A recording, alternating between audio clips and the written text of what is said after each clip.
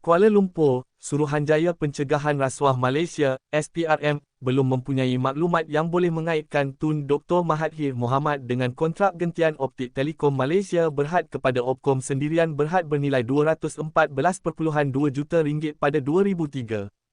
Sehubungan itu, Ketua Pesuruhjaya SPRM, Tan Sri Azam Baki menggesa agar pihak-pihak yang mempunyai maklumat, jika mengetahui adanya kesalahan rasuah membabitkan bekas Perdana Menteri itu supaya membuat aduan kepada pihaknya. Saya tiada maklumat berkenaan itu.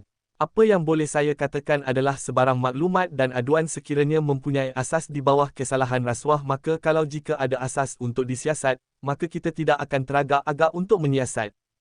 Jadi, kita perlukan maklumat-maklumat tertentu, katanya ketika ditemui selepas Majlis Perasmian Mesyuarat Agung Tahunan kali ketiga Pemerhati Rasuah Malaysia, MCW, di Serdang hari ini.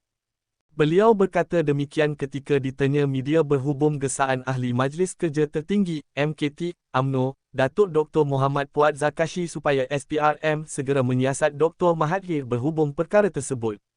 Semalam, Muhammad Puat menerusi hantaran di Facebooknya memetik pernyataan pembelaan oleh Perdana Menteri, Datuk Seri Anwar Ibrahim di Mahkamah Tinggi Shah Alam yang mengaitkan Dr. Mahathir dengan kontrak gentian optik Telekom Malaysia Berhad kepada Opkom Sendirian Berhad bernilai RM214.2 juta pada 2003 sebagai amat serius. Menurut Muhammad Puat, ketika itu, Dr. Mahathir adalah Perdana Menteri manakala Opkom dikaitkan dengan anaknya, Datuk Seri Mukhriz selaku pengarah syarikat. Puat memberitahu, rakyat sudah bosan dengan hipokrasi Dr. Mahathir yang didakwa bersikap zalim terhadap orang lain serta merasakan dirinya kebal. Kemarin, Anwar mendakwa, Telekom Malaysia mengeluarkan surat kepada Kementerian Kewangan pada 15 September 2003 untuk meminta kebenaran mengadakan rundingan terus dengan Opkom bagi projek tersebut. Ketika itu, Dr. Mahathir turut memegang jawatan Menteri Kewangan.